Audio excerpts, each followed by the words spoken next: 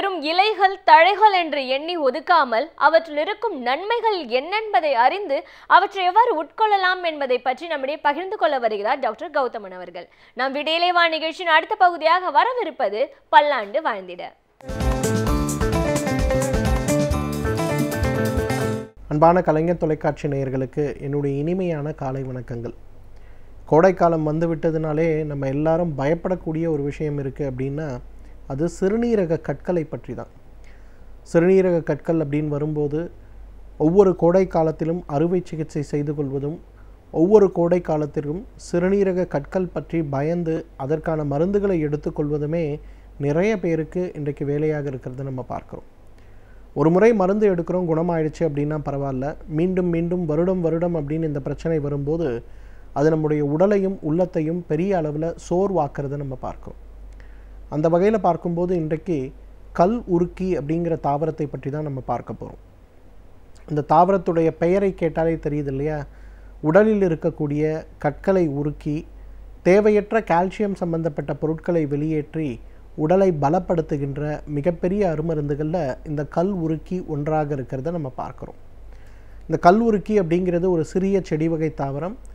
பொதுவாக சூடு அதிகமாக இருக்கக்கூடிய பகுதிகளில், சென்னையில், அதே போல் வேலூரில், தர்மபுரி, கிருஷ்ணகிரி மாவட்டங்களில், திருவண்ணாமலை, அதே போல் சிவகங்கை, இந்த இடங்கள்லாம் பார்த்திங்கன்னா ரொம்ப சாதாரணமாக ஒரு கலைச்செடியாக வளர்ந்திருக்கக்கூடிய ஒரு பொருள் அப்படின்னு இந்த கல் உருக்கியை நம்ம சொல்லலாம்.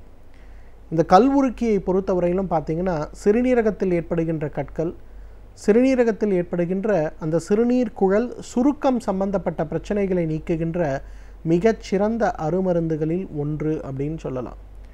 பொதுவாக பாரம்பரிய மருத்துவம் வரும்போது நிறைய இடங்களில் நீங்கள் பார்த்துருப்பீங்க, 3 நாட்களில் கற்களை உருக்குவதற்கு மருந்து, 1 வாரத்தில் கற்களை குணப்படுத்துவதற்கு மருந்துன்னு விளம்பரங்கள் வருவது. பெரும்பாலும் அந்த இடங்களில் கொடுக்கக்கூடிய அந்த மூலிகை சாறு எது அப்படின்னு பார்த்திங்கன்னா இந்த கல் உருக்கியுடைய சாறாகத்தான் இருக்கிறத நம்ம பார்க்க முடியும். ஒரு கைப்பிடி கல் உருக்கியுடைய மொத்த இலைகளையும் எடுத்து நன்றாக அரைத்து ஒரு 50 மில்லி அளவுக்கு அதை பிழிந்து எடுக்கக்கூடிய அந்த ஒரு சாறை எடுத்து அதை காலை ஒரு முறை உணவுக்கு முன்பு, இரவு ஒரு முறை உணவுக்கு முன்பு அப்படிங்கிற மாதிரி எடுக்க ஆரம்பித்தாலே மிகப்பெரிய அளவில் உடலில் மாற்றம் ஏற்பட்டு விடுவதை நம்ம பார்க்க முடியும். அந்த சிறுநீரக கற்கள் உடைந்து வெளியேறி விடுவதை நம்ம பார்க்க முடியும். நிறைய பேருக்கு பார்த்திங்கன்னா சில நேரங்களில் சிறுநீரக கற்கள் வந்து சிறுநீர் குழல்லையோ அல்லது குறிப்பிட்ட இடங்கள்லையோ அடைத்து நமக்கு மிக கடுமையான பாதிப்பை ஏற்படுத்துறதை பார்க்க முடியும். சிறுநீர் வரவும் போல் இருக்கும், ஆனால் போய் சிறுநீர் கழிக்க முயற்சி செய்யும்போது ரொம்ப லேசாக சொட்டு சொட்டாக வருவதை நம்ம பார்க்க முடியும். ரொம்ப முக்கி கசக்கி பிழிந்தால்தான் கொஞ்சம் வேகமாக வர்றது போல் இருக்கும். சில நேரங்களில் சிறுநீர் நிறைய ஒரு அரை மணி நேரத்துக்கு ஒரு முறை சிறுநீர் கழிக்க ஓடிக்கொண்டே இருப்பது போல் இருக்கக்கூடிய ஒரு சூழல் இருக்கிறத பார்ப்போம். காரணம் என்ன அப்படின்னு நம்ம பார்த்தோம்னா வேறு ஒன்றும் கிடையாது.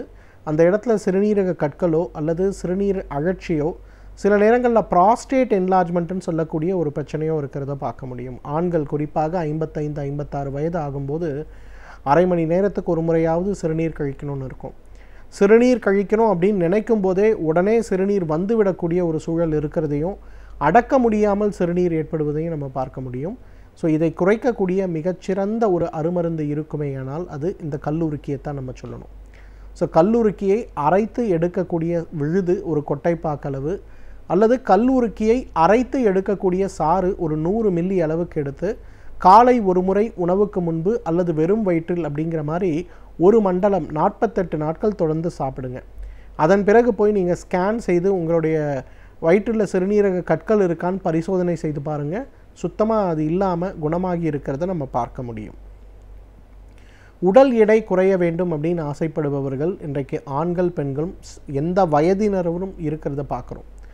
எல்லாருமே வந்து உடல் எடையை குறைக்கணும், எனக்கு நான் என்னென்னமோ செய்து பார்க்குறேன், உடற்பயிற்சி செய்கிறேன், உணவு முறைகளை ஃபாலோ பண்ணுறேன், என்னோடய உடல் எடை மட்டும் குறையவில்லை அப்படின்னு சொல்லுவாங்க. உடல் எடையை குறைப்பதற்கு, வெளிப்புற உபயோகத்திலேயே உடல் எடையை குறைப்பதற்கு இந்த கல்லுருக்கி ஒரு மிகச்சிறந்த மருந்தாக இருக்கிறத பார்க்குறோம். ஒரு கைப்பிடி கல்லுருக்கியை மொத்தமாக தாவரத்தை எடுங்க, நல்லா அரைங்க, பேஸ்ட் மாதிரி அதை பண்ணுங்கள். தொப்பை குறையணுமா, தொப்பைக்கு மேலே ஒரு 10 போடுங்க. இல்லை மார்பக பகுதி, இடுப்பு பகுதி, பிட்டப்பகுதி எது குறையணும்னு நினைக்கிறீங்களோ அது மேலே 10 போடுங்க. ஒரு அரை மணி நேரம் அல்லது 1 மணி நேரம் அப்படியே விட்டுருங்க. அப்புறம் வெந்நீரில் குளிக்க செய்யுங்க. தொடர்ந்து இதை செய்து பாருங்கள். ஒரு 100 நாட்களுக்கு செய்து பாருங்கள். நிச்சயமாக அந்த இடத்துல இருக்கக்கூடிய கொழுப்புகள் கரைந்து அந்த இடத்துல மிகப்பெரிய அளவில் மாற்றங்கள் ஏற்பட்டு இருக்கிறத நம்ம பார்க்க முடியும். அந்த அளவு கொழுப்புகளை கரைத்து உடலில் இருக்கக்கூடிய அந்த தேவையற்ற உருவ மாற்றம் சம்பந்தப்பட்ட ஃபிசிக்கல் ஷேப் மாறி இருக்கக்கூடிய பிரச்சனைகளை குறைக்கக்கூடிய மிகச்சிறந்த அருமருந்துகளில் இந்த கல்லுருக்கி ஒன்றாக இருக்கிறத நம்ம பார்க்குறோம். ப்ராஸ்டேட் என்லார்ஜ்மெண்ட் ஏற்படும் போது நமக்கு ஏற்படுகின்ற இன்னொரு முக்கியமான பிரச்சனை, இரவில் 5 நிமிடம் கூட தூங்க முடியாத அளவுக்கு சிறுநீர் ஏற்படக்கூடிய பிரச்சனை. 5 நிமிஷத்துக்கு ஒரு முறை ஓடி ஓடி ஓடி போய் ஒன்றுக்கு இருக்க வேண்டிய ஒரு சூழல் அப்படிங்கிறது இன்றைக்கு 100ல் குறைந்தது 40, 60 வயதுக்கு மேலே இருக்கக்கூடிய ஆண்களுக்கு ஏற்படக்கூடிய பிரச்சனையாக இருக்கிறத பார்க்குறோம். இதை குறைக்கக்கூடிய குணமாக்கக்கூடிய மிகச்சிறந்த அருமருந்து இருக்குமேயானால் அது கல்லுருக்கி தான். கல்லுருக்கியிலிருந்து எடுக்கக்கூடிய சூரணம் 1 லிட்டர் தண்ணீருக்கு ஒரு 20 கிராம் அளவுக்கு போடுங்க, கொதிக்க வைங்க. அதை 300 மில்லியாக குறைச்சிருங்க. வடிகட்டி எடுக்கக்கூடிய அந்த ஒரு கஷாயத்தை காலை ஒரு முறை உணவுக்கு முன்பு, மதியம் ஒரு முறை உணவுக்கு முன்பு, இரவு ஒரு முறை உணவுக்கு முன்பு அப்படின்னு எடுத்துக்கும்போது படிப்படியாக அந்த ப்ராஸ்டேட் என்லார்ஜ்மெண்ட், அதில் இருக்கக்கூடிய வீக்கம், அதனால் சிறுநீர் கழிந்த பிறகு நம்மளுடைய பிளாடரில் இருக்கக்கூடிய அந்த தேவையற்ற சிறுநீருடைய அளவு இதில் நல்ல முன்னேற்றம் ஏற்படுவதை பார்க்க முடியும். நிறைய நேரங்களில் பார்த்திங்கன்னா சிறுநீர் கழிக்கும்போது நமக்கு என்ன ஆகும்னா பிளாடர் எவாக்குவேட் ஆகும்.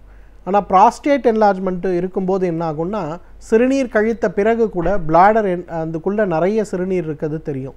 ஸோ அந்த மாதிரி இருந்ததுன்னா அடிக்கடி சிறுநீர் அழற்சி, சிறுநீர் பையில் ஏற்படுகின்ற அழற்சிலாம் நமக்கு பெரிய பிரச்சனையை ஏற்படுத்துறதை பார்க்க முடியும். ஸோ இந்த பிரச்சனையை குறைக்கக்கூடிய மிகச்சிறந்த ஒரு மருந்து எதுனா இந்த கல்லுருக்கியை தான் சொல்லணும்.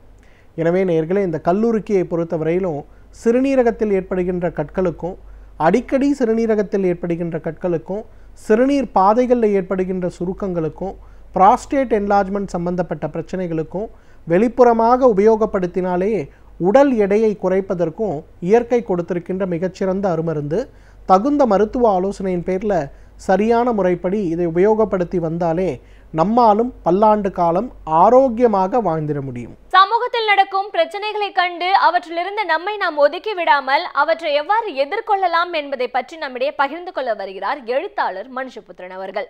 நாம் விடியலே வா நிகழ்ச்சியின் அடுத்த பகுதியாக வரவிருப்பது தேதும் நன்றும்.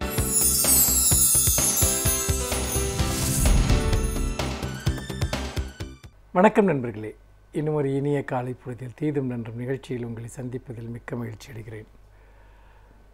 சமீபத்தில் கேரளாவில் ஏற்பட்ட வெள்ளப்பெருக்கு, கர்நாடகாவில் ஏற்பட்ட பெரும் மழைப்பொழிவின் காரணமாக தமிழகத்தின் பல பகுதிகள் பல்வேறு விதமான பாதிப்புகளை அடைந்தன என்பதை நாம் மறந்துவிட முடியாது. அதில் முக்கியமாக இங்கே இருக்கக்கூடிய பாலங்கள், மதகுகள் உடைந்தது. அதிலும் முக்கியமாக நீங்கள் முக்கொம்பு அணையில் இருந்த பல்வேறு மதகுகள் உடைந்து ஒரு மக்கள் கடும் வெள்ள பாதிப்பிற்கு ஆளான செய்திகள் எல்லாம் வந்தன. அதே போல் காவிரி ஆற்றுப்பாலம் அதனுடைய பாதுகாப்பு குறித்து பல்வேறு விதமான கேள்விகள் எழுந்தது மட்டுமல்லாமல் தமிழகத்தில் இருக்கக்கூடிய பல்வேறு விதமான அணைகள் தொடர்பான கேள்விகள் எழுந்திருக்கின்றன. அவ்வளவு ஏன் கரிகாலன் கட்டிய கல்லணைக்கே பாதுகாப்பு இருக்கிறதா, அது நல்ல நிலையில் தான் இருக்கிறதா என்கிற அச்சம் இப்பொழுது ஏற்பட்டிருக்கிறது. அந்த அணைகள் என்பவை ஆங்கிலேயர்களுடைய ஆட்சி காலத்தில் பல அணைகள் உருவாக்கப்பட்டன. முக்கொம்பு அணை என்பதும் கூட 182 வருடங்களுக்கு முன்பு ஆங்கிலேயர்களால் கட்டப்பட்ட ஒரு அணை. அந்த அணைகள் என்பவை நம் நீரை சேமித்து வைக்கவும் உண்மையில் விவசாயத்திற்கும் குடிதண்ணீருக்குமான பாசனத்திற்கும் மக்களின் வாழ்வாதாரத்திற்குமான ஒரு அடித்தளமாக அந்த அணைகள் இருந்தன. ஆனால் பிற்காலத்தில் அந்த அணைகள் எப்படி பராமரிக்கப்பட்டன என்பது மிக முக்கியமான கேள்வி. இந்த அணைகளின் மேல் கட்டப்பட்ட பாலங்களின் மீது கனரக வாகன எந்திரங்கள் செல்ல அனுமதித்தன் மூலமாக பல்வேறு விதமான பாதிப்புகள் அந்த அணைகளுக்கு ஏற்பட்டதாக சொல்கிறார்கள். கடந்த 2 ஆண்டுகளில் ஆண்டுதோறும் மதகுகளை பாதுகாப்பதற்காக ஆண்டுதோறும் 300 கோடி ரூபாய் நிதி ஒதுக்கீடு செய்ததாக சொல்லப்பட்டது. ஆனால் அந்த பணம் எங்கே போனது என்று தெரியவில்லை. எந்த பணிகளும் நடைபெற்றதற்கான அறிகுறிகள் இல்லை. பொதுவாக அணைகள் பாதுகாப்பு என்பது நீரை பயன்படுத்துவோர் அந்த சங்கங்களினுடைய முக்கியமான ஒரு பொறுப்பு. ஆனால் கடந்த 3-4 வருடங்களாக அந்த சங்கங்களுக்கு தேர்தலே நடைபெறவில்லை. இந்த ஒரு சூழ்நிலையில்தான் இன்றைக்கு நம் அடிப்படையில் கிராமப்புற பஞ்சாயத்துகளின் கையில் தான் ஒரு காலத்தில் இந்த குளங்களை தூர்வாருவது, அணைகளை பாதுகாப்பது போன்ற பணிகள் எல்லாம் இருந்தன. பின்னால் கொண்டு வரப்பட்ட பஞ்சாயத்து ராஜ் சட்டத்தின் மூலமாக மாவட்ட ஆட்சித்தலைவரிட பொறுப்பில் அவை சென்றுவிட்டன. அதற்கு பிறகு மணல் கொள்ளையில் ஈடுபட்ட அரசினுடைய ஒரு வழிகாட்டுதலுக்கேற்ப தனிப்பட்ட சில நபர்கள் ஆதாயமடையத்தக்க வகையில் ஏராளமான மணல் என்பது இது போன்ற ஆற்றுப்படுகைகளிலிருந்து அள்ளப்பட்ட ஒரு அவலத்தை நாம் பார்க்கிறோம். அப்படி பார்க்கிற போது இந்த மணல் அள்ளுவதற்கும் இந்த பாலங்கள் அணைகள் பாதிக்கப்படுவதற்கும் என்ன ஒரு முக்கியமான காரணம் என்று சொல்கிறார்கள் என்றால், எங்காவது பிற மாநிலங்களிலிருந்தோ அல்லது பெரும் வெள்ளப்பெருக்கின் மூலமாகவோ பெருமளவிற்கு ஒரே நேரத்தில் தண்ணீர் பாய்ந்து இந்த ஆறுகளில் வருகிற போது மணல் திட்டுகள் உள்ளே இருந்தால் அந்த தண்ணீரினுடைய வேகத்தை அந்த மணல் திட்டுகள் கட்டுப்படுத்தும்.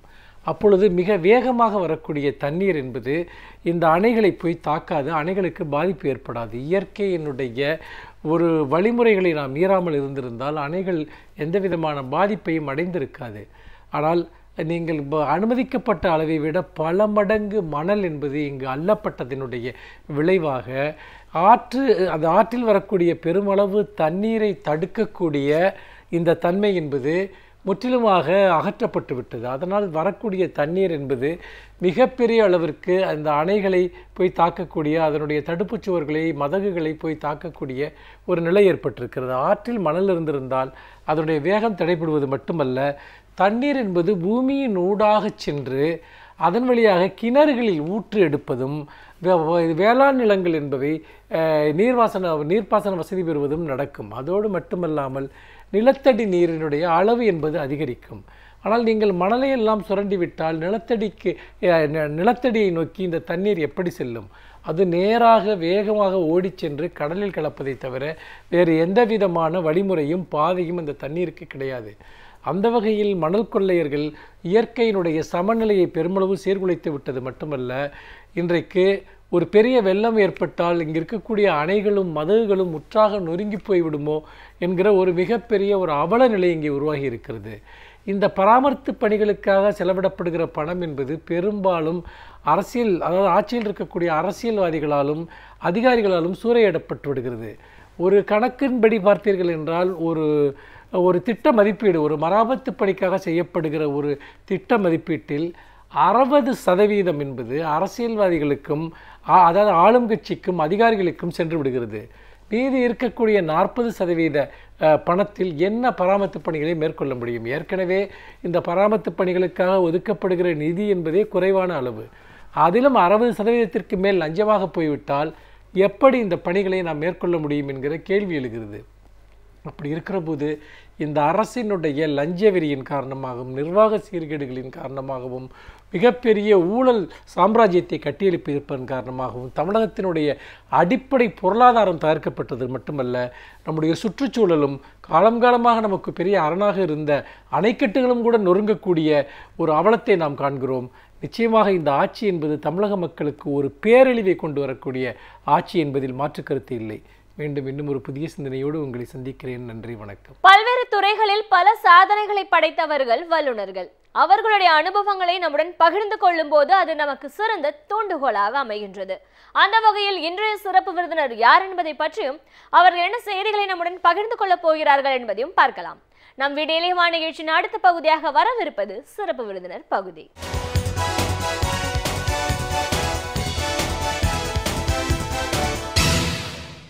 வணக்கம் நேயர்களே, விடியலே வா நிகழ்ச்சியின் சிறப்பு விருந்தினருக்கான நேரம் இது. இன்றைய சிறப்பு விருந்தினர் தமிழறிஞர், பச்சையப்பன் கல்லூரியின் முன்னாள் முதல்வர் பேராசிரியர் மு.பி. பாலசுப்ரமணியன்.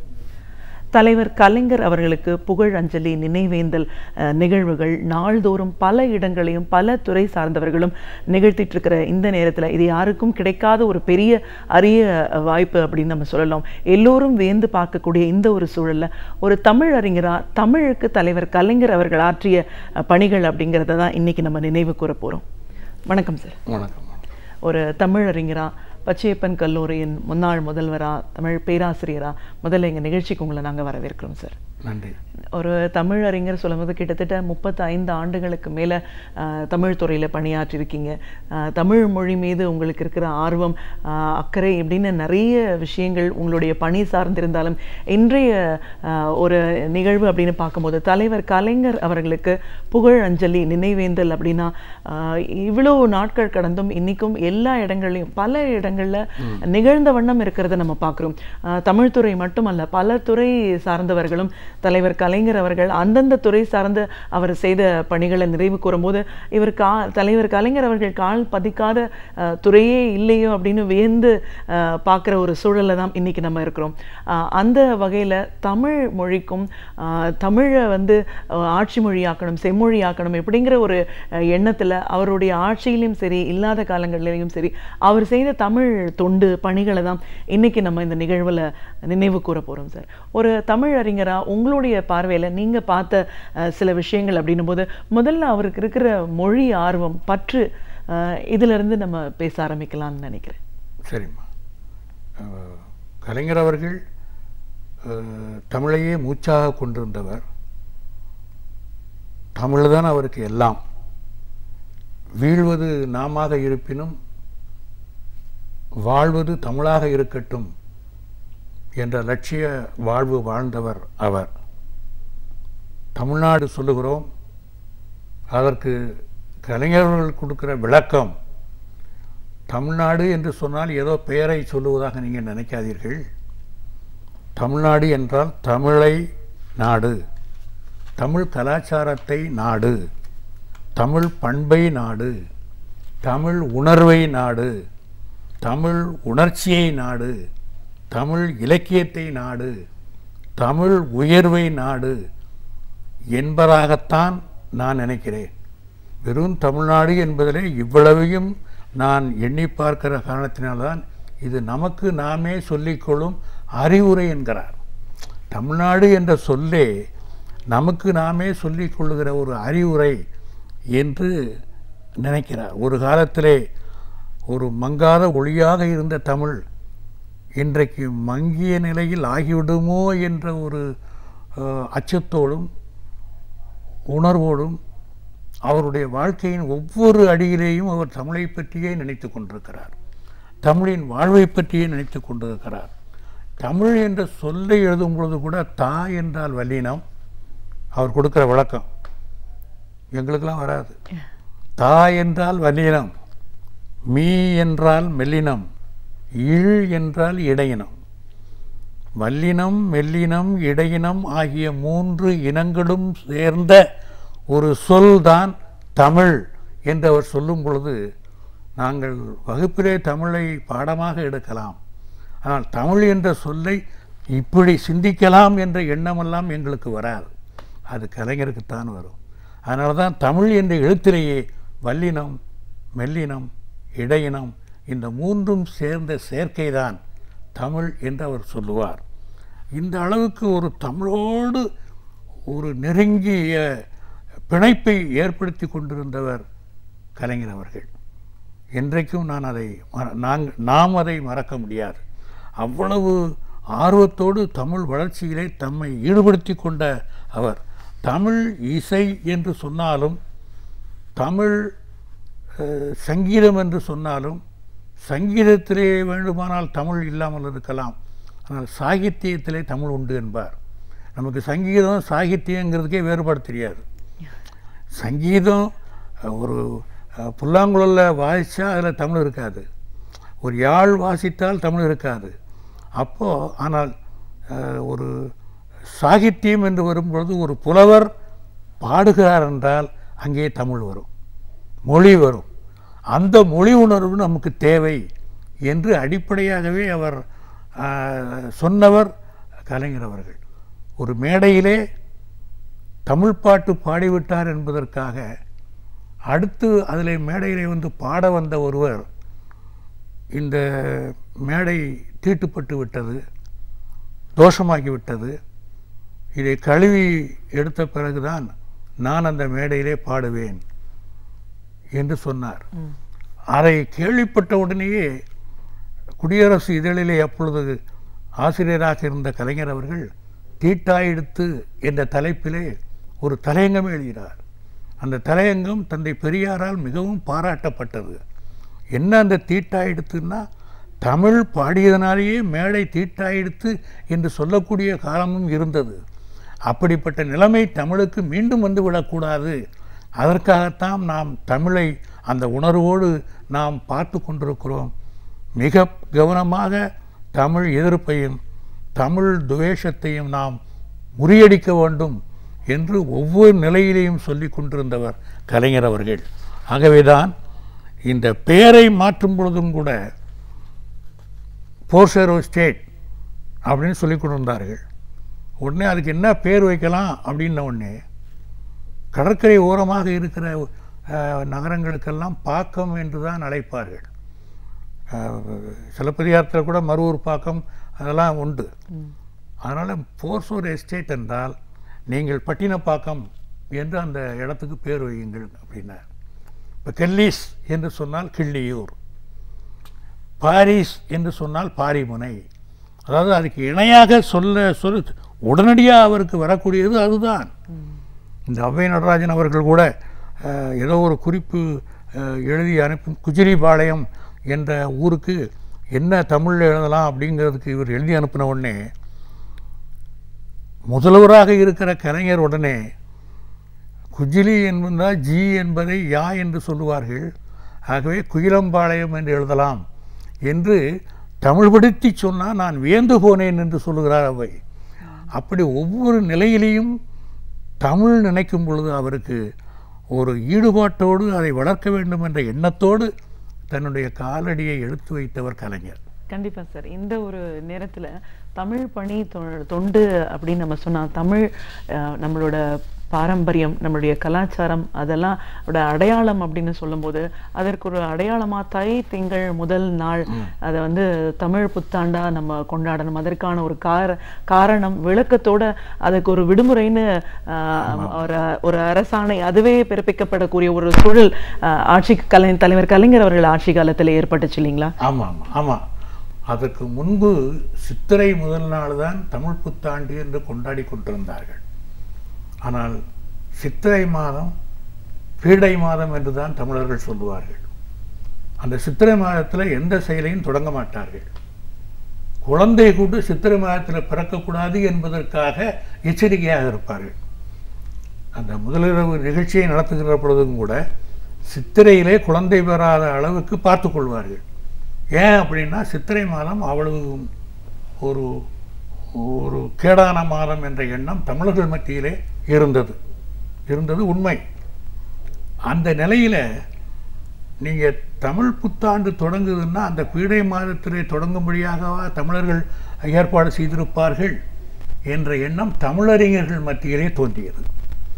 1921ஆம் ஆண்டு சென்னை பச்சையப்பன் கல்லூரியில் நான் பணியாற்றிய பச்சையப்பன் கல்லூரியில் 1921ஆம் ஆண்டு தமிழறிஞர்கள் 500 பேர் மறைமலை அடிகளார் தலைமையில் வெங்கடசாமி நாட்டார், முத்தமிழ் காவலர் கியாப்பை விஸ்வநாதம்,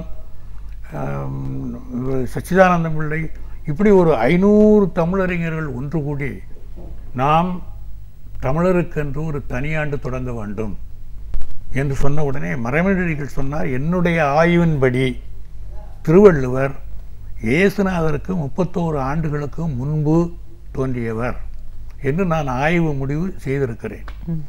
அதை அடிப்படையாக கொண்டு திருவள்ளுவர் பிறந்த ஆண்டையே தை மாதம் 1 என்று கொண்டு அதை தமிழாண்டு தொடக்கம் என்று வைத்து கொண்டால் நாம் தை 1 தமிழ் புத்தாண்டு தொடக்கம் என்று வைத்துக்கொள்ளலாம் என்று சொன்ன உடனே அந்த கூட்டத்திலே வந்திருந்த தமிழறிஞர்கள் அத்தனை பேரும் ஒத்துக்கொண்டார்கள். அதனால தான் தை முதல் நாள் தமிழ் புத்தாண்டு என்று அவர்கள் அறிவித்தார்கள். அதன் பிறகு இது 21. 1935ஆம் ஆண்டு திருச்சியிலே தந்தை பெரியார் ஒரு மாநாடு கூட்டினார்.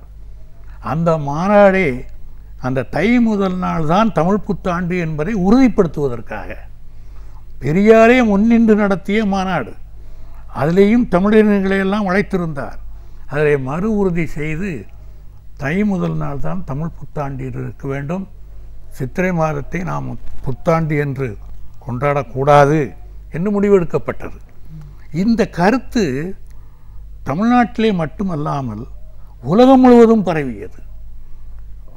மலேசியா, சிங்கப்பூர் இந்த நாடுகளிலெல்லாம் கூட அங்கே இருக்கிற தமிழ் ஆர்வலர்கள் ஒன்று கூடி தமிழ் புத்தாண்டை தை முதல் நாளில்தான் கொண்டாட வேண்டும் என்பதற்காகவே ஒரு மாநாடு நடத்தினார்கள். மலேசியாவிலே எல்லா நாட்டிலே இருந்தும் பேராளர்களை வரவழைத்தார்கள். ஏறத்தாழ ஒரு 20 நாடுகளிலிருந்து அந்த மாநாட்டுக்கு வந்தார்கள். அந்த கருத்துக்களெல்லாம் அங்கே படிக்கப்பட்டன. அதன் பிறகு அவர்கள் தை முதல் நாள் தான் தமிழ் புத்தாண்டு என்று முடிவெடுத்தார்கள். அது 2001ஆம் ஆண்டு அந்த மாநாடு நடந்தது. 2001ஆம் ஆண்டு அதை முன்னின்று நடத்தியவர் தமிழறிஞர் மு. மணிவெள்ளையன், தமிழ் இலக்கிய கழகத்தினுடைய தலைவர். அவர் தான் நடத்தினார். இது 2001. அதுக்கப்புறம் 2007ஆம் ஆண்டு செப்டம்பர் மாதம் 9ஆம் தேதி இன்னொரு மாநாடு நடத்தினார். உலகத்தில் இருக்கிற உலகம் முழுவதும் இருக்கிற தமிழ் அறிஞர்களை எல்லாம் அழைத்து மாநாடு நடத்தி தீர்மானம் வரைவு செய்து அந்த மாநாட்டிலேயே உலக பரந்துரை மாநாடு என்று போட்டார். பரந்துரை என்றால் பிரகடனம். இந்த தமிழ் புத்தாண்டு தை முதல் நாள் என்பதை உலகம் முழுவதும் நாம் பரந்துரை செய்ய வேண்டும், பிரகடனப்படுத்த வேண்டும், தமிழர்களெல்லாம் அதை ஏற்றுக்கொள்ள செய்ய வேண்டும். இதழ்கள், மற்றதெல்லாம் ஊடகங்கள், இவைகளெல்லாம் இந்த தமிழ் புத்தாண்டை ஏற்றுக்கொண்டு செய்தி வாசிக்க வேண்டும் என்ற அளவுக்கு தீர்மானம் நிறைவேற்றி அந்த தீர்மானத்தின் நகலை தமிழிலும் ஆங்கிலத்திலும் தயார் செய்து அந்த பிரகடனத்தை வெளியிட்டார்கள். பிரகடனமாக பரந்துரை செய்தார்கள். அந்த மாநாட்டுக்கு நானும் அழைக்கப்பட்டிருந்தேன். அந்த தீர்மானம் போட்டு அந்த அறிவித்த பிறகு மாநாடு முடிந்தவுடனே தீர்மான நகலை என்னிடம் வழங்கினார்கள். இதை நீங்கள் எப்படியாவது தமிழக முதல்வர் அவர்களிடம் இதை சேர்ப்பித்து விட வேண்டும் என்று சொன்னதோடு மட்டுமல்லாமல் அந்த கடிதத்திலேயே எழுதியிருந்தார்கள், கலைஞர் அவர்கள் முதல்வராக இருக்கிற இந்த காலத்திலேயே தை முதல் நாள் தமிழ் புத்தாண்டு என்று அறிவித்தால் இதனுடைய புகழே ஒரு தனி உச்சத்துக்கு பெறும். இன்றைக்கு தலைவர் அவர்களுக்கு புகழாஞ்சலி நாம் செய்து கொண்டிருக்கிறோம். பலரும் பல இடங்களிலே புகழாஞ்சலி செய்கிறார்கள். ஆனால் பலர் பல கோணத்திலே பேசுகிறார்கள். இந்த தமிழ் புத்தாண்டுக்கு மலேசிய மண்ணில் கலைஞர் அவர்கள் அவர் காலத்திலேயே இதை அறிவித்தால் அவருடைய புகழ் கூடும் என்று தீர்மானம் போட்டவர்கள் மலேசிய தமிழர்கள். அந்த தீர்மானத்தை எடுத்து கொண்டு வந்து கொடுத்தேன். 2007 செப்டம்பரில் போட்டாங்க. நான் 2008 முதல் வாரத்தில் தான் சந்திக்க முடிஞ்சது. அப்போ நான் கொடுக்கும்போது பார்த்தாரு, ஏற்கனவே அவர் மனதில் முடிவு பண்ணி வச்சிருந்திருக்கிறார். நான் கொடுத்தது அது ஒரு உதவியாக இருந்தது. அப்பொழுது தான் நான் கொடுத்துட்டு வந்து விட்டேன், சரின்னு சொல்லிட்டார். அதுக்கப்புறம் 2008 23ஆம் தேதி 28 சட்டமன்றத்தில் அதை அறிவிச்சிட்டார். இனிமேல் தமிழர்களுக்கு தை முதல் நாள் தான் தமிழ் புத்தாண்டு என்று சட்டமன்றத்திலே அறிவித்து விட்டார்கள். 1/2/2008 அரசாணையே வெளிவந்து விட்டது. அந்த அளவுக்கு ஒரு ஈடுபாட்டோடு ஒரு உணர்வோடு தமிழ் புத்தாண்டை கொண்டு வந்த உடனே ஒரு பெருமிதமாக அவர் பேட்டி கொடுத்தார். அதனால தான் உடனே அறிவிப்பு செய்த உடனேயே மலேசிய தமிழர்களெல்லாம் மட்டற்ற மகிழ்ச்சி அடைந்து அங்கே இவருக்கு தனியாகவே ஒரு பாராட்டு விழா நடத்தினார்கள். தலைவர் கலைஞர் அவர்களுக்கு புகழஞ்சலி நினைவேந்தல் நடந்துட்டு இருக்கிற இந்த சூழல்ல அவருடைய தமிழ் பணியை நினைவு கூற ஒரு நிகழ்வா நம்ம பேசிட்டு இருக்கோம்.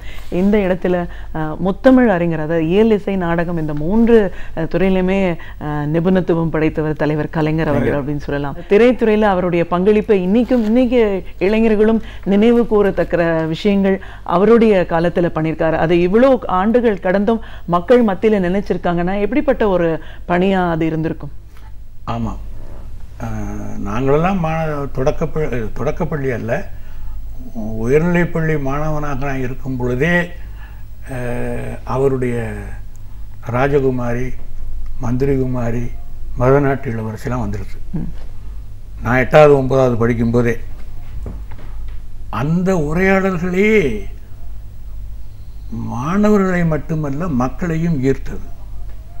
அதுக்கு பிறகு வந்த பராசக்தி மனோகரா உரையாடல்களை பற்றி சொல்ல வேண்டியதில்லை. ஆனால் உரையாடல் அமைப்பதில், அதாவது வசனம் அமைப்பதில் அண்ணாவுக்கு பிறகு கலைஞர்கள் எடுத்துக்கொண்ட ஒரு ஆளுமை தனி மரியாதைக்குரியது. திரைப்படத்துறையே புரட்டி போட்டு விட்டது. அதுக்கு முன்பு இருந்த திரைப்படத்துறைக்கும் அண்ணாவும் கலைஞரும் வந்த பிறகு ஏற்பட்ட திரைப்படத்துறைக்கும் முற்றிலும் வேறுபாடு ஏற்பட்டது. மக்கள் மத்தியிலேயே ஒரு மாற்றம் ஏற்பட்டது. அப்படி எதிர்பார்த்தார்கள். அப்போ முதல் படம், நான் கலைஞர் வசனம் எழுதிய முதல் படம் 1946ஆம் ஆண்டு வெளிவருகிறது. 1946 எனக்கு அப்போ 7 வயசு தான். அந்த வயசில் நான் படம் பார்க்கல, கொஞ்சம் கழித்து தான் பார்த்தேன். ராஜகுமாரி படம். அந்த ராஜகுமாரி படத்தில் ஒரே ஒரு வரி உரையாடலுங்க. அது பின்னால் தான் நான் பார்க்க முடிந்தது. எனக்கு 7 வயதில் எனக்கு அந்த விவரம் தெரியவில்லை. அதில் ஒரு வரி, வைரக்கத்தியாக இருக்கலாம், அதற்காக வயிற்றில் குத்தி கொள்ள மாட்டார்கள். இது கலைஞர் வசனம். அதாவது வைரக்கத்தியாக இருக்கலாம், அதற்காக வயிற்றில் குத்தி கொள்ள மாட்டார்கள். எவ்வளவு பெரிய சிந்தனை! என்ன, அதாவது அந்த நிலையில் ராஜகுமாரி படத்தில் அவர் எழுதின உரையாடல் அது. 48 அவர் அபிமன்யு என்ற படத்துக்கு உரையாடல் எழுத சொல்லுகிறார்கள். அப்போது புராண படம், இவரே உரையாடல் எழுத சொல்லுகிறார்கள். ஏன்னா புராண படத்தில் எழுத சொல்கிறாங்களே, என்ன பண்ணுவார் அப்படின்னு எல்லாரும் யோசிச்சுட்டு இருக்கிறாங்க. இவர் சரின்ட்டார், நான் அபிமன்யு படத்துக்கு எழுதுறேன். அதில் ஒரு இடத்துல வரும், அண்ணன் செய்த முடிவை கண்ணன் வந்தாலும் மாற்ற முடியாது. அதாவது இந்த வரியை பார்த்த உடனே, அதான் புராண படத்தில் கூட இவர் அண்ணனை மறக்கறியே, அண்ணன் செய்த முடிவை கண்ணன் வந்தாலும் மாற்ற முடியாது. இந்த ஒரு வரி அப்போ அரங்கத்தில் கைதட்டலை வாங்கியது. அபிமன்யு படத்திலேயே இந்த உரையாடல் கைதட்டலை வாங்கியது. அப்படி எந்த படத்தில் எழுதினாலும் தன்னுடைய முத்திரையை பதிக்க தவற மாட்டார் கலைஞர் அவர்கள். மருதநாட்டு இளவரசி வரும்போது நான் 10வது டைம் நினைக்கிறேன்.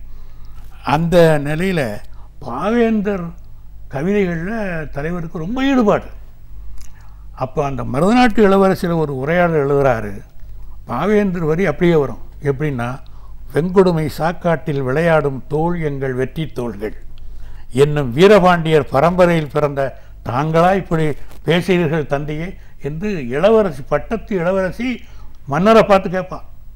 வெங்கொடுமை சாக்காட்டில் விளையாடும் தோள் எங்கள் வெற்றி தோள்கள் என்ற வீரபாண்டியர் பரம்பரையில் பிறந்த தாங்களா இப்படி பேசுகிறீர்கள் என்று அந்த பாவேந்தர் வரியை மேற்கோள் காட்டி எழுதிய அந்த சிறப்பும் கலைஞர் அவர்களுக்கு உண்டு. அதுக்கப்புறம் மந்திரிகுமாரி, மந்திரிகுமாரியில் எம்ஜிஆர் நடித்தார். அதுக்கு வசனம் எழுதினவர் கலைஞர் அவர்கள், தலைவர் அவர்கள். அந்த வசனத்தில் ஒரு இடத்த மட்டும் தான் சொல்லிடுறேன். ஏன்னா அந்த வீரர்களை புறப்பட செய்ய வைக்க வேண்டும். பார்த்திபன் ராஜகுருவினுடைய மகன். அந்த அரசனுக்கு ராஜகுருவாக இருக்கிற அவனுடைய மகன் பார்த்திபன், அவன் தான் கொள்ளைக்காரன். நாட்டில் எல்லா மக்கள்கிட்டையும் கொள்ளையடிக்கிறான். அப்போ அவங்கள பிடிக்க முடியல. அப்போ தளபதி வந்து யாருன்னா எம்ஜிஆர். அவர் வீரர்களை நிறுத்தி பேசுகிறார், வீரவசனம் பேசுகிறார். எப்படி எழுதுகிறார் தலைவர் என்றால், சிங்கங்கள் உலகம் காட்டிலே சிறுநதிகள் தெரிவது போல் நம் நாட்டை சுற்றி அறைகிறது ஒரு சோதா கும்பல். எண்ணிக்கையில் குறைந்த இதயமற்ற கூட்டம் வஞ்சகத்தால் வாழ்கிறது. நாட்டில் ஆட்சி நடக்கிறதா என்ற கேள்வி கிளம்புகிறது. அவர்களை காடுகளில் தேடுங்கள், மரங்களில் பாருங்கள், சந்தேகப்பட்டவர்களை கைது செய்யுங்கள், கழுவர் தப்பினால் காலதாமதம் வேண்டாம், புறப்படுங்கள் என்று அந்த உரையாடல் வரும். இதை மனப்பாடம் செய்து தங்கள் ஊரில் தென்னையிலிருந்து பேசியவர்கள் பலர், தென்னையிலிருந்து ஒப்பித்தவர்கள் பலர். அப்படி ஒப்பித்தவர்களில் நானும் ஒருவன். என்னை போல ராஜகுரு அவர் தான் நம்பியார், மகன் எஸ். நடராஜன். அவர்கிட்ட சொல்கிறார், ஏப்பா இந்த கொள்ளையடிக்கிறத விட்டப்படாதா, எல்லாரும் அதை ஒரு பெரிய இதாக வச்சு உன் மேலே குற்றம் சொல்லிக்கிட்டு இருக்காங்களே அப்படின்னு கெஞ்சி கேட்குறார் ராஜகுரு பையன்கிட்ட, கொள்ளையடிக்காமல் நீ இருக்க முடியாதா? அதுக்கு மகன் பதில் சொல்கிறான், பார்த்திபன்.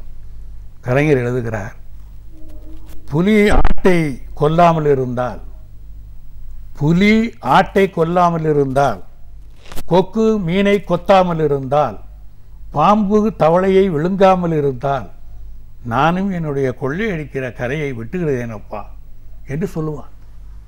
இந்த உரையாடலாம் ஒரு வில்லன்ட்டே இப்படி பேச வைக்கிறார். தந்தைக்கு பதில் சொல்லும்போது இந்த எடுத்துக்காட்டை சொல்லி அவர் எழுதுகிற தன்மை இருக்கிறதே அது. அதே மாதிரி இந்த பார்த்திபன் ஒரு பெண்ணை கடத்திட்டு வர்றான், அவளை கற்பழிக்க போகிறான். அவள் அங்கே கிடந்த ஒரு கட்டாரியை எடுத்து மார்பிலை பாய்ச்சி இறந்து விடுகிறாள். பக்கத்தில் இருந்து ஒருத்தன், ஒரு அப்பாவி மாதிரி, அவன் என்ன சொல்கிறான், ஐயோ ஒரு பூ கசங்கி போச்சேங்கிறான் பார்த்திபன்ட்ட. செத்துட்டால, ஒரு பூ கசங்கி போச்சே அப்படின்னு சொன்ன உடனே அதுக்கு பார்த்திபன் சொல்லுகிற பதில் உரையாடல் கலைஞர் எழுதியது, நான் ஒரு வண்டு, எத்தனையோ பூக்கள் உண்டு, இவள் போனால் நாளை இன்னொருத்தி. அந்த உரையாடல் அமைப்பு இருக்கு பாருங்க. என்னடா பூ கசங்கி போச்சுங்கிற, நான் ஒரு வண்டு, எத்தனையோ பூக்கள் உண்டு, இவள் போனால் நாளை இன்னொருத்தி, தூக்கி எறி. திரைப்படத்துறையே அதுக்கு முன்னெல்லாம் பேர் போட மாட்டான். முதல்ல எழுதின படத்தில், கலைஞர் எழுதின படத்துக்கே வசனம் ஏஎஸ்ஏ சாமின்னு போட்ட காலமெல்லாம் ஒன்று உண்டு. அவர் இயக்குனர், அவர் தான் இவர் வசனம் அதை கூப்பிட்றாரு. ஆனால் டைட்டிலில் அவர் பேரை போடாமல் மறைப்பாருன்னு அவர் எதிர்பார்க்கல. வீட்டில் வேற கூப்பிட்டு போயிருக்கார், அம்மா பத்மாவதி அம்மாவை கூப்பிட்டு போயிருக்கார் அந்த படம் பார்க்கறதுக்கு.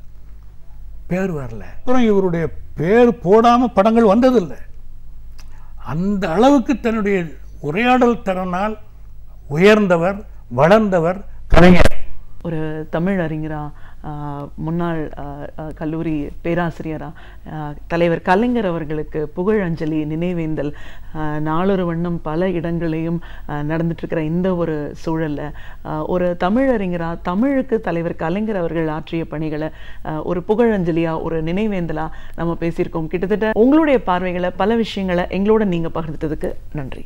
நன்றி. நன்றி. இலக்கிய தேடல்கள், வரலாற்று சான்றுகள், இவைகளிலிருந்து நாம் அறிந்திராத பல அரிய தகவல்களை நமக்கு சிறு சிறு தொகுப்புகளாக அழகு தமிழில் வழங்க வருகிறார் பேராசிரியர் சோ வீரபாண்டியன் அவர்கள்.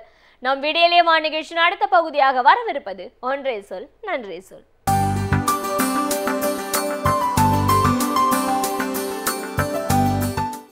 அனைவருக்கும் என் அன்பு வணக்கம்.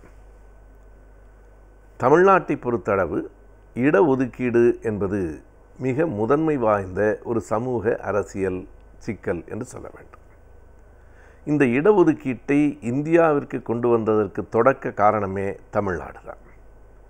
கல்வி, வேலைவாய்ப்பு, அரசியல் என்கிற 3 தடங்களில் இந்த இடஒதுக்கீடு என்பது வழங்கப்படுகிறது. பலர் தவறாக சொல்கிறார்கள், சாதியின் பெயரால் வழங்கப்படுகிற இந்த இடஒதுக்கீடு இந்தியாவில் மட்டும்தான் இருக்கிறது என்று கூறுகிறார்கள். அப்படி இல்லை. பல்வேறு நாடுகளில், வளர்ந்த நாடுகளில் கூட இடஒதுக்கீடு இருக்கிறது. ஆனால் அதற்கும் இதற்குமான அடிப்படை மட்டும் வேறு, அதை மறுக்க முடியாது. இங்கே ஜாதியின் அடிப்படையில் இடஒதுக்கீடு வழங்கப்படுகிறது, அங்கே நிறத்தின் அடிப்படையில் இடஒதுக்கீடு வழங்கப்படுகிறது. அதற்கு காரணம், இந்தியாவில் சாதியின் பெயரால் தான் உரிமைகள் மறுக்கப்பட்டன.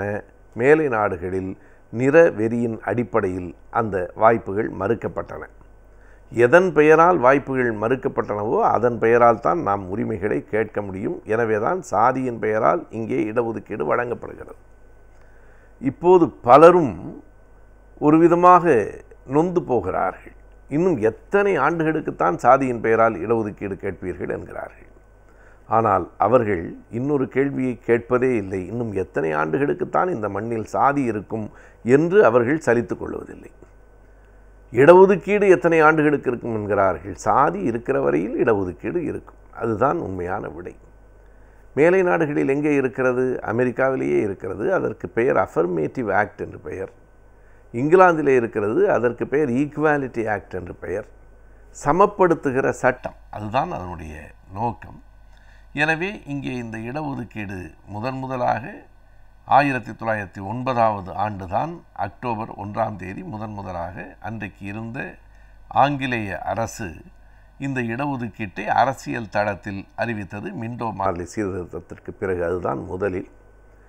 அதற்கும் முன்பாக என்று பார்த்தால் கோல்ஹாப்பூர் சமஸ்தானத்தினுடைய மன்னராக இருந்த சாகு மகராஜ் 1902ஆம் ஆண்டு இடஒதுக்கீட்டை அறிவித்தார். ஆனால் அது சமஸ்தானம். அரசாங்கத்தின் அடிப்படையில் வந்தது 1909, பிறகு மைசூர் அரசாங்கம். அதற்கு பிறகு நீதி கட்சியினுடைய ஆட்சியிலே தான் 1927 அது நடைமுறைக்கு வந்தது.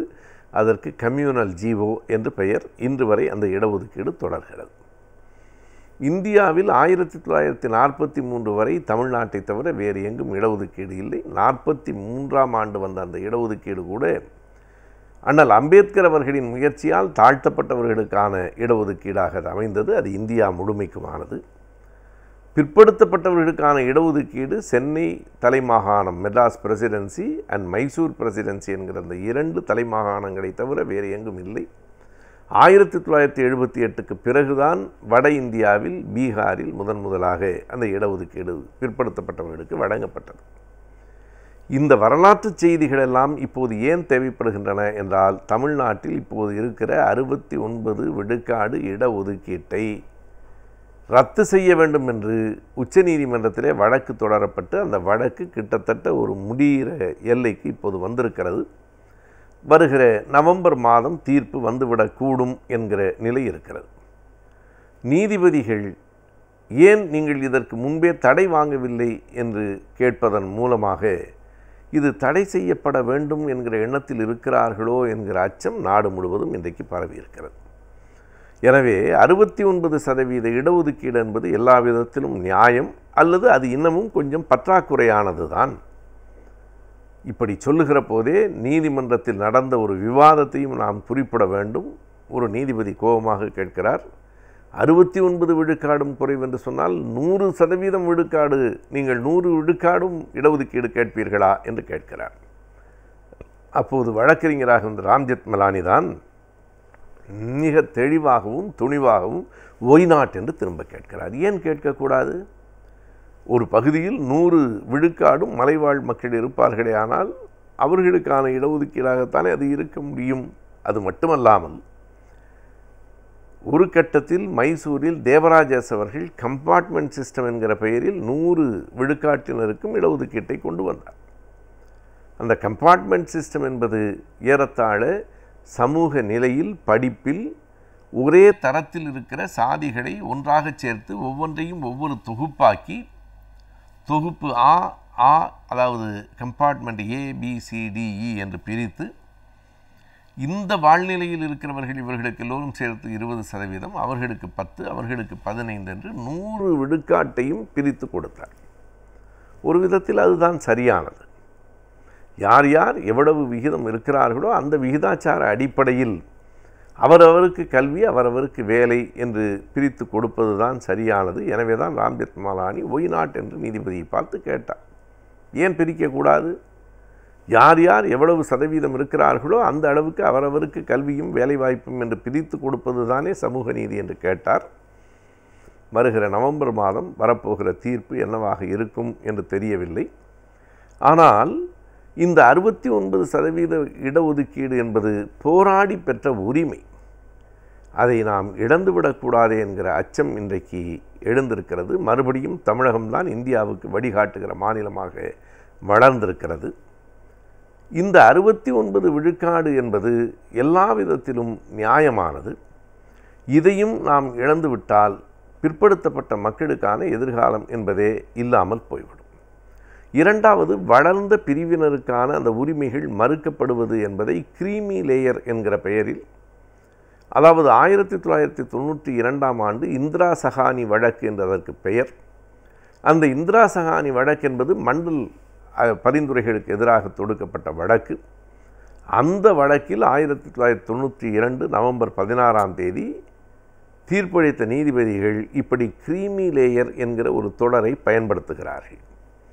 வளர்ந்த பிரிவினருக்கும், அதாவது மண்டல் பரிந்துரைகளை நடைமுறைப்படுத்தியது சரிதான், ஆனால் வளர்ந்த பிரிவினருக்கும் இந்த சலுகைகள் தொடர வேண்டுமா என்கிறார்கள். அவை சலுகைகள் அல்ல, உரிமைகள். கிரீமி லேயர் என்கிற அந்த சொல்லாட்சி இந்திய அரசமைப்பு சட்டத்தில் எங்கேயும் இல்லை.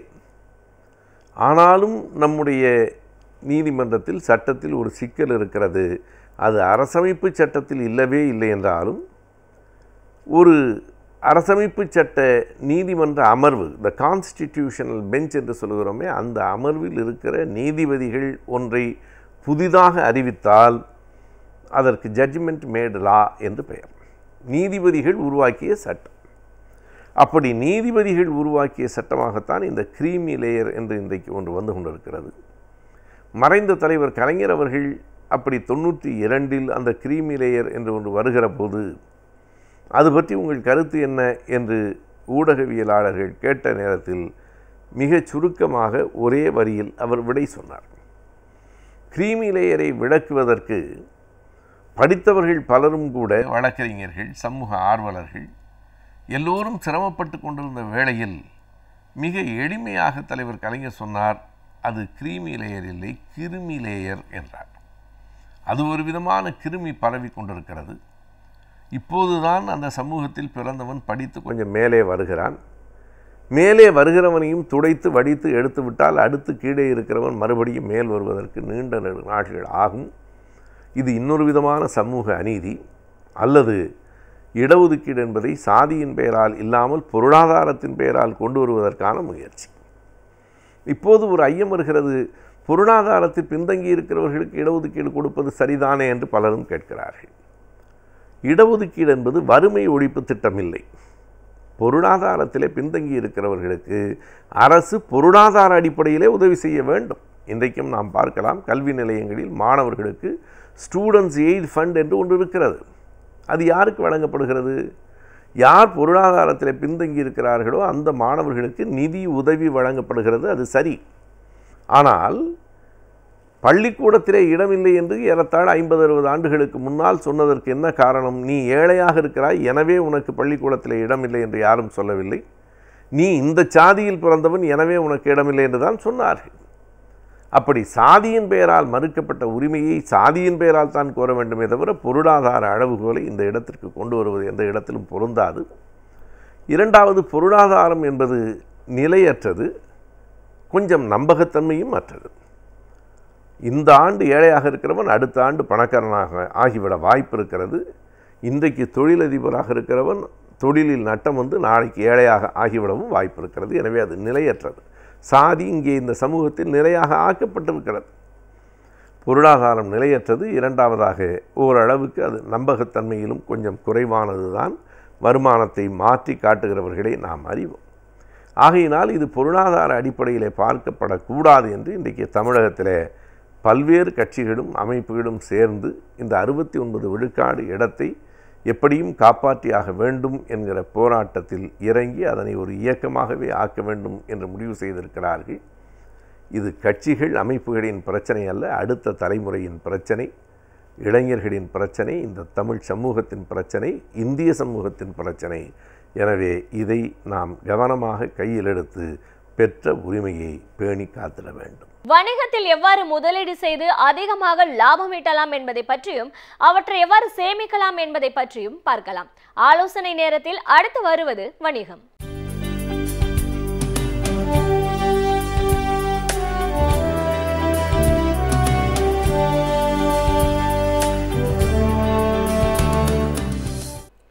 வணக்கம்.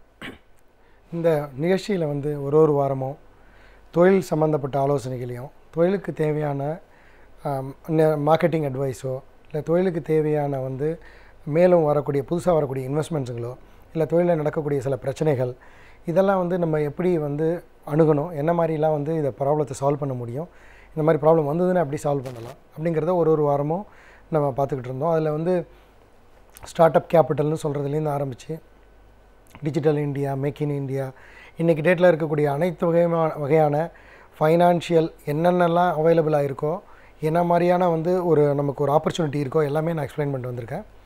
அதில் இப்போ நான் சொல்ல போகிறது முக்கியமான விஷயம் இப்போது ரீசெண்டாக கொஞ்ச நாளாக நான் சொல்லிகிட்டு இருக்கிற விஷயம் என்ன மாதிரி நம்ம ஒரு பப்ளிக்கு வெளியில் நடக்கக்கூடிய சில மோசடியான சில ஸ்கீமில் வந்து தெரியாதனமாக மாட்டிக்கொள்வாங்க. அதிலேருந்து எப்படி நம்மளை காப்பாற்றிக்கணும் அப்படிங்கிறது தான். அதில் பார்த்திங்கன்னா இப்போ ரொம்ப ரீசெண்டாக நடந்துக்கிட்டு இருக்கிற ரொம்ப நிறைய விஷயம் பார்த்திங்கன்னா, இப்போ எல்லாருக்குமே வந்து பணம் தேவைப்படுறது வந்து ஒரு முக்கியமான இதுவாக இருக்குது. ஒன்று பிஸ்னஸ்க்காக இருக்கட்டும், பர்சனலாக இருக்கட்டும். இப்போ பார்த்திங்கன்னா டெய்லி ஒரு நாளைக்கு ஒவ்வொருத்தருக்கும் அவரோட மொபைல் ஃபோனுக்கு ஒரு 5லேருந்து 10 கால் வருது. நாங்கள் இந்த பேங்க்லேருந்து பேசுகிறோம், அந்த பேங்க்லேருந்து பேசுகிறோம், உங்களுக்கு லோன் வேணுமா அப்படிங்கிறத கேட்குறாங்க. லோன் வேணுமான்னு கேட்டதுக்கு அப்புறம் உங்களுக்கு ரியலாக வேணும்னா வேணுங்கிறத ஃபர்தராக ப்ரொசீட் பண்ணுங்கள். அப்படி ரியலாக வேண்டாம் அப்படின்னு நீங்கள் நினச்சிங்கன்னா அவங்கள டெஸ்ட் பண்ணுறதுக்காக எந்த விதமான முயற்சியிலையும் நீங்கள் இறங்க வேண்டாம். எதனால் நான் சொல்கிறேன்னா, இதில் வந்து நல்ல நிறுவனங்கள் நிறைய பேர் கரெக்டான விஷயத்தை பண்ணிக்கிட்டு இருக்கிறாங்க, கரெக்டாக ஃபண்டிங்கும் பண்ணிகிட்டு இருக்காங்க. நான் சொல்கிறது வந்து சில ஃப்ராடு பீப்புள்கள்லாம் வந்து எப்படி இதை இன்வால்வ் பண்ணுறாங்கன்னு பார்த்தீங்கன்னா, முதல்ல வந்து லோன் வேணுமான்னு கேட்குறாங்க. லோன் வேணுமான்னு கேட்டதுக்கப்புறம் நீங்கள் வந்து உடனே ஆமாங்க எனக்கு வேணும்னோடனே, இல்லை வேண்டான்னு ஏதோ ஒரு காரணம் சொன்னோன்னே, இல்லைங்க எங்கள்கிட்ட வந்து 6.5% வட்டிக்கு நாங்கள் உங்களுக்கு லோன் தரோம், நீங்கள் அதை வாங்கிக்கலாம், உங்களுக்கு எலிஜிபிலிட்டி இருக்குது, உங்களோட கிரெடிட் ஸ்கோர் என்ன சார் அப்படின்னு அவங்கள உடனே கேட்பாங்க. சிவில் ஸ்கோர் நீங்கள் வந்து என்ன சொல்லுவீங்க, உங்களுக்கு தெரிஞ்சதுன்னா 700ம்பிங்க, இல்லை 500ம்பிங்க. அப்படி தெரியலன்னா அவங்களே உடனே சொல்லுவாங்க, சார் உங்களோட சிவில் ஸ்கோர் நல்லா இருக்குது, நீங்கள் சொல்கிறீங்களாங்கிறத பார்த்துக்கிட்டு அவங்க பதில் பேசுவாங்க. இது நான் சொல்கிறது வந்து எகெயின் அதாவது தவறுதலாக நடக்கக்கூடிய சில அதாவது ஃப்ராடுலண்ட் கம்பெனிஸ் எப்படி ஆப்ரேட் பண்ணுறாங்கங்கிறத சொல்கிறேன்.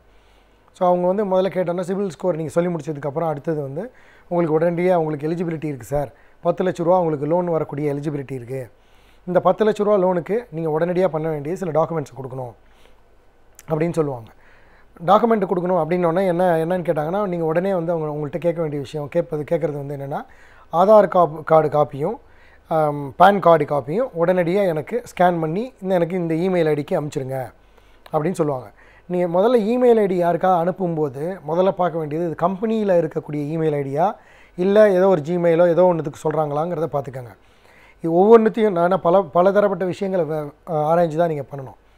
ஸோ நீங்கள் உடனே சொன்னோன்னே நீங்கள் அதை உடனே அனுப்பிச்சோன்னா என்ன பண்ணுவாங்கன்னா, அடுத்தது வந்து நான் உங்களோட அக்கௌண்ட்டில் இதை நான் லாகின் பண்ணிடுறேங்க, இந்த உங்களோட அக்கௌண்ட்டில் இப்போ லாகின் பண்ணோன்னா கொஞ்சம் நேரத்தில் உங்களுக்கு உண்டான அடுத்த லாகின் கன்ஃபர்மேஷன் வந்துரும்பாங்க.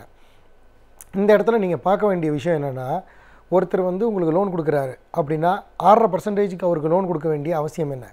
ஏன்னா இன்றைக்கி டேட்டில் வந்து சீனியர் சிட்டிசன் டெபாசிட் சரி இருக்கிறதுலே ஹையஸ்ட் ரேட்டு அதே பார்த்திங்கன்னா 10-11% கொடுக்குறாங்க. அதாவது ஒரு பேங்க்கில் வாங்கக்கூடிய டெபாசிட்டோட வட்டி வந்து 1 இயருக்கு மேலே இருக்கிறது எல்லாமே 7%, 8%, இல்லை 6% மேலே இருக்குது. அப்படி இருக்கும்போது பேங்க்கோட மார்ஜினோ இல்லை ஒரு நிதி நிறுவனத்தோட மார்ஜினோ ஒரு 2.5% இல்லாமல் யாருமே எந்த விதமான வியாபாரமும் பண்ண முடியாது. ஸோ அதனால் முதல்ல தெரிஞ்சிக்க வேண்டிய விஷயம், யாருமே அவ்வளோ குறைச்சலான வட்டியில் எந்த ஊர்லேயுமே யாரும் கடன் கொடுக்கறதுக்கு உண்டான வாய்ப்புகளே கிடையாது. வாய்ப்புகள் மிக மிக குறைவு. ஏன்னா ஒரு சில பேருக்கு சொல்லலாம், இல்லை நாங்கள் வந்து வெளிநாட்டு முதலீட்டாளர்கள் கொடுக்குறாங்க, இல்லை ஃபாரின்ஸ்லேருந்து ஃபண்ட்ஸ் வருது, இந்த மாதிரி நிறைய ஸ்கீம்ஸ்லாம் வரும்போது நீங்கள் அதை வந்து ப்ராப்பராக ஆராய்ச்சி பண்ணி இது வந்து நம்மளோட சம்மந்தப்பட்ட ஸ்கீமா, இது உண்மையிலே வந்து நமக்கு எலிஜிபிலிட்டி இருக்கான்னு பார்த்துக்கோங்க. நான் எதையும் வந்து பர்டிகுலராக சொல்ல முடியாது, ஜென்ரலாக சொல்கிறது ஒரு வட்டி குறைச்சலான விகிதத்தில் கொடுக்கும்போது அதை பற்றின ஆராய்ச்சியை நீங்கள் பண்ணிக்கோங்க. ஒருத்தர் அவ்வளோ குறைச்சலான வட்டியில் கொடுத்து அவர் எப்படி லாபத்தை நீட்டுவார், அவர்கிட்ட கொடுத்தவங்களுக்கு பணத்தை எப்படி வட்டி கொடுப்பார் அப்படிங்கிறது வந்து நம்மளோட கொஸ்டின். அடுத்தது இந்த வந்து நீங்கள் உடனடியாக கொடுக்குறது, நீங்கள் வந்து என்ன பண்ணுறீங்கன்னா, உங்களோட ஆதார் கார்டையும் பேன் நம்பரையும் கொடுத்த உடனேயே கொஞ்ச நாள் முன்னாடி பார்த்தீங்கன்னா ஒருத்தர் வந்து டிவியில் கூட நீங்கள் கேள்விப்பட்டிருக்கீங்க, ஒருத்தர் சேலஞ்ச் பண்ணி அவரோட ஆதார் கார்டு கொடுத்தோடனே வித்தின் 1/2 ஹவரில் 10 பேங்க் அக்கௌண்ட்டு ஓப்பன் பண்ணிட்டாங்க. அவர் ஒரு பெரிய நிறுவனத்தை பெரிய லெவலில் உள்ள ஒருத்தர். ஸோ இதுலேருந்து நீங்கள் தெரிஞ்சிக்க வேண்டியது என்னென்னா, நீங்கள் யாருக்கிட்டையும் வந்து ஆதார் கார்டு கொடுக்குறதோ பேன் கார்டு கொடுக்குறதோ அன்லெஸ் வந்து வெரி வெரி இம்பார்ட்டன்ட், ஒரு தடவைக்கு 4 தடவை நீங்கள் விசாரிச்சிக்காமல் நீங்கள் கொடுத்தீங்கன்னா உங்களோட வச்சு அவங்க எதை வேணாலும் ஆப்ரேட் பண்ண முடியும்.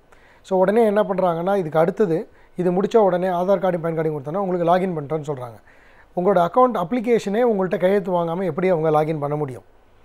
ஏன்னா நீங்கள் பர்மிஷன் கொடுத்தா மட்டும்தான் உங்களோட அக்கௌண்ட்டில் போய்ட்டு, அதாவது உங்களோட அப்ளிகேஷனை வச்சு அவங்க உங்களுக்கு வேண்டிய கடனுக்கு உண்டான அப்ளிகேஷனை லாகின் பண்ண முடியும். அதுவே இல்லாமல் ஒன்றும் இல்லாமல் பிளாங்காக பண்ணணுன்னா, ஏற்கனவே நீங்கள் ஒரு சில இடத்துல உங்களோட டேட்டாஸ் கொடுத்துருந்தாலுமே எலிஜிபிலிட்டி இருக்கா இல்லையான்னு சொல்கிறத முடியுமே தவிர, உங்களுக்கு உங்களோட அப்ளிகேஷனே உடனே லாகினே பண்ண முடியாது.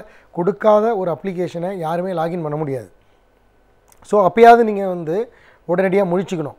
நம்ம வந்து அப்ளிகேஷனை லாகின் பண்ணிட்டேன்னு சொல்கிறாங்க, அடுத்தது ஏதோ கேட்க போகிறாங்கன்னு. இப்போ அடுத்தது பார்த்திங்கன்னா அவங்க என்ன கேட்பாங்கன்னா, உங்களோட அப்ளிகேஷனை லாகின் பண்ணிட்டாங்க, உங்களுக்கு ஒரு ஓடிபி நம்பர் வரும் அப்படின்னு அவங்க சொல்லுவாங்க. நீங்கள் வந்து நினச்சிக்கிட்டு இருப்பீங்க அப்ளிகேஷன் லாகின் பண்ணதுக்கு உண்டான ஓடிபின்னு. ஆனால் அது வந்து உங்களோட பேங்க்லேருந்து எடுக்கக்கூடிய பணத்துக்கு உண்டான ஓடிபியாக இருக்கிறதுக்கு வாய்ப்புகள் அதிகம். சமயத்தில் என்ன பண்ணுவாங்கன்னா, சார் இந்த உங்களுக்கு வந்து 10 லட்சம் சாங்ஷன் ஆகிடுச்சு, லாகினும் பண்ணிட்டோம், லாகின் பண்ணினதுக்கப்புறம் நீங்கள் என்ன பண்ணுங்கன்னா, இந்த அமௌண்ட்டை வந்து இதுக்கு உண்டான முதல் மாதத்துக்கு உண்டான இஎம்ஐயை நாங்கள் எடுக்க மாட்டோம், வெறும் பிளாக் மட்டும் பண்ணிப்போம், அந்த பிளாக் பண்ணுறதுக்கு உண்டான ஓடிபி ஒன்று உங்களுக்கு வரும் அப்படின்னு உங்கள்கிட்ட சொல்லுவாங்க. நீங்கள் வந்து இப்போ நிறைய சினிமாவில் கூட இந்த மாதிரி ஃப்ராடை எப்படி நடக்குதுங்கிறத காமிச்சிருக்காங்க. நீங்கள் அப்பயும் சுதாரிச்சுக்கிட்டு அவங்கள்ட்ட, இல்லைங்க எதுக்குங்க கேட்குறீங்க, எனக்கு தான் வந்து இன்னும் லோனே த்ரூவாலையே அப்படின்னு நீங்கள் கேட்கலாம். ஆனால் அவங்க உடனே எப்படி சமாளித்து சொல்கிறாங்கன்னா, சார் இப்போதைக்கு நான் உங்களோட பணத்தை எதையும் எடுக்க மாட்டோம், உங்களோட அக்கௌண்ட்டை கரெக்டாக இருக்காங்கிறது வெரிஃபை பண்ணுறதுக்கு உண்டான ஓடிபி தான் இது. உங்கள் அக்கௌண்ட்டில் பணம் இல்லைன்னா உங்களுக்கு அந்த லோன் சாங்ஷன் ஆகாது. உங்களுக்கு லோன் சாங்ஷன் ஆகிடுச்சு, அந்த லோன் சாங்ஷன் ஆகி அடுத்த ஸ்டெப்பு போகணுன்னா இந்த அமௌண்ட்டு உள்ளே வரணும். இந்த உள்ளே வந்துச்சுன்னா நாங்கள் எடுத்துட மாட்டோம், வெறும் பிளாக் மட்டும் பண்ணுறோம் அப்படின்னு அவங்க சொல்கிறாங்க. சரி அப்படின்னோடனே நீங்கள் உடனே ஓகே அவங்க இது வந்து நம்ம நல்ல விதமாக தான் நடந்துக்கிட்டு இருக்கு போல இருக்குன்னு நினச்சிக்கிட்டு நீங்கள் உடனடியாக அவருக்கு அந்த ஓடிபி நம்பரை கொடுக்குறீங்க. இந்த ஓடிபி நம்பரை கொடுத்த உடனே என்ன பண்ணுறாங்க, அந்த அமௌண்ட்டை உடனடியாக ஏதோ ஒரு ஸ்டேட்லேருந்து, நார்த் இந்தியாவிலேருந்து பர்டிகுலராக ஏதோ ஸ்டேட்லேருந்து அந்த பணத்தை வித்ட்ரா பண்ணி எடுத்துடுறாங்க. எடுத்ததுக்கப்புறம் அவங்க அடுத்தது வந்து, இது வந்து ரீசெண்டாக நடந்த உண்மையான சம்பவத்தை நான் ஷேர் பண்ணுறேன். நமக்கு தெரிந்த மிக முக்கியமான நண்பர் ஒருத்தர்கிட்டேருந்து கடந்த 2 நாள் முன்னாடி நடந்த சம்பவம் இது. இப்போ இதுக்கு அடுத்தது வந்து என்ன பண்ணுறாங்கன்னா, உடனே வந்து உங்களோட அமௌண்ட்லேருந்து எடுத்தாச்சின்னு சொல்லி இவர் பயந்துட்டு போய் ஃபோன் அடிக்கிறாங்க. ஃபோன் அடித்தோடனே அவர் லைனில் திரும்ப வராரு. திரும்ப வந்து, சார் உங்களுக்கு எல்லாமே முடிஞ்சிருச்சு, நாளைக்கு காலையில் எல்லா ஃபார்மாலிட்டிஸும் முடிஞ்சிருச்சு சார், நாளைக்கு கிளம்புற உங்களுக்கு எல்லாமே கிளியர் ஆகிடும், நீங்கள் இன்னொரு 4000 சொச்சம் மட்டும் பணம் கட்ட வேண்டியது இருக்குது அப்படின்னு சொல்லிவிட்டு ஒரு 39,000 பணத்தை எடுத்துடுறாங்க. நீங்கள் 4000 பணம் கட்டுறதுக்கு எதுக்கு சார் கட்டணும் அப்படின்னு கேட்டோன்னா, சார் இல்லை சார், நீங்கள் 1 மாதம் இஎம்ஐக்கு நீங்கள் இவ்வளோ கமிட் பண்ணியிருக்கிறீங்க, இந்த கமிட்மெண்ட்டுக்கு உண்டான தொகை இவ்வளவு, ஆனால் நீங்கள் அதில் குறைச்சலாக கட்டியிருக்கிறதுனால அடுத்த மாதத்துக்கு நான் உங்களுக்கு இந்த அளவுக்கு நான் பண்ண வேண்டியிருக்கு அப்படிங்கிறத உங்களுக்கு நான் அடுத்தது பண்ண வேண்டியிருக்குன்னு சொல்கிறாங்க. ஸோ இதே மாதிரி அந்த பணத்தையும் திரும்ப ட்ரா பண்ணி ஃபர்தராக உங்கள்கிட்டேருந்து பணத்தை கண்டினியூஸாக வாங்குறதுக்கு உண்டான ஏற்பாடுகளை அவங்க செய்கிறாங்க. ஸோ நீங்கள் வந்து இந்த விஷயத்துலேருந்து நீங்கள் தெரிஞ்சிக்க வேண்டிய விஷயம் என்னென்னா, உங்களோட ஆன்லைனில் உங்களோட ஆதார் கார்டையோ இல்லை பேன் நம்பரையோ இல்லை உங்களோட டிரைவிங் லைசன்ஸையோ உங்களோட பாஸ்போர்ட் நம்பரையோ எங்கேயுமே யாருக்கிட்டேயுமே அந்த ப்ராப்பரான ப்ரூஃப் இல்லாமல் யாருக்கிட்டையும் சப்மிட் பண்ண வேண்டாம். ஸோ இதன் வழியாக இதே மாதிரி மேலே சில முக்கியமான விஷயங்களை ஒரு வாரமும் நான் உங்களுக்கு சில விஷயங்களை அப்டேட் பண்ணுறேன். ரொம்ப ரொம்ப முக்கியமான விஷயங்கள் இதெல்லாம். இதை நீங்கள் தெரிஞ்சுக்கிட்டு நீங்கள் சேஃப்டியாக இருக்கணுங்கிறது தான் எங்களோட நோக்கம்.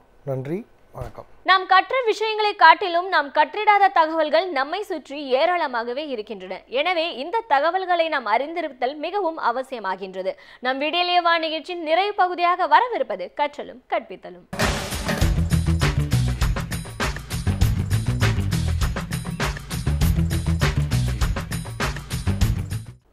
உங்களில் எத்தனை பேருக்கு பணக்காரர் ஆகணும் அப்படிங்கிற ஆசை இருக்குது? என்ன சார் கேள்வி இது? எல்லாருக்கும் அந்த ஆசை இருக்குது தானே சார் செய்யும்னு நீங்கள் கேட்குறது எனக்கு புரியுது. ஒரு உத்தி இன்றைக்கி உங்களுக்கு சொல்ல போகிறேன். அந்த உத்தியை பின்பற்றினீங்கன்னா நீங்களும் பணக்காரர் ஆவதற்கான வாய்ப்பு நிறைய இருக்குது. எப்படின்னு கேட்குறீங்களா? பணக்காரர்கள் இந்த உத்தியை பின்பற்றி கொண்டே இருக்கிறார்கள்.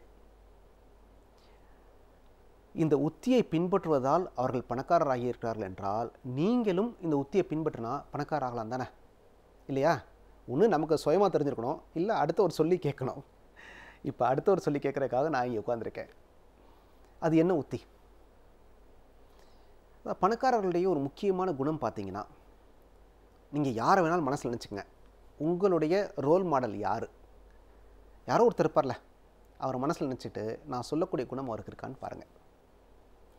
பணக்காரர்கள் பொதுவாக அவர்கள் தங்களுடைய டேபிளில் குப்பைகளை சேர்ப்பதில்லை. பணக்காரர்கள் தங்களுடைய டேபிளில் குப்பைகளை சேர்ப்பதில்லை. இதுதான் அந்த டெக்னிக். இனி அடிக்க வராதிங்க. உங்களுக்கு பார்க்குறதுக்கு சாதாரண விஷயமா இருக்கலாம். போய் நீங்கள் பயன்படுத்துகிற டேபிளை போய் பாருங்கள். உங்கள் ஆஃபீஸில் பயன்படுத்துகிற டேபிள் சுத்தமாக இருக்கா குப்பையாக இருக்கான்னு. இதே இது பணக்காரருடைய டேபிளை பாருங்கள், சுத்தமாக இருக்கும். ஒரு கம்பெனி எம்டியோட ரூமில் போய் பாருங்கள், ஒரு வங்கியோட எம்டியோட ரூமில் போய் பாருங்கள், நீங்கள் எந்த பெரிய நிறுவனத்துக்கும் போய் பாருங்களேன், அவங்க டேபிள் பார்த்திங்கன்னா சுத்தமாக வலுவலுன்னு தொடச்சி வச்சுருக்கோம். ஏன் டேபிளையும் சுத்தமாக வச்சா நானும் பணக்காரர் ஆயிடுவேனா அப்படின்னா, சுத்தமாக வச்சுக்கிறதுன்றது முதல் தகுதி. சுத்தமாக வச்சுக்கிறதுனா என்ன அர்த்தம்னா, அவர்கள் முடிவுகளை வேகமாக எடுக்கிறார்கள். டிசிஷன் மேக்கிங், முடிவுகளை வேகமாக எடுப்பது பணக்காரருடைய வழக்கம். அதை தான் நீங்கள் புரிஞ்சுக்கணும்.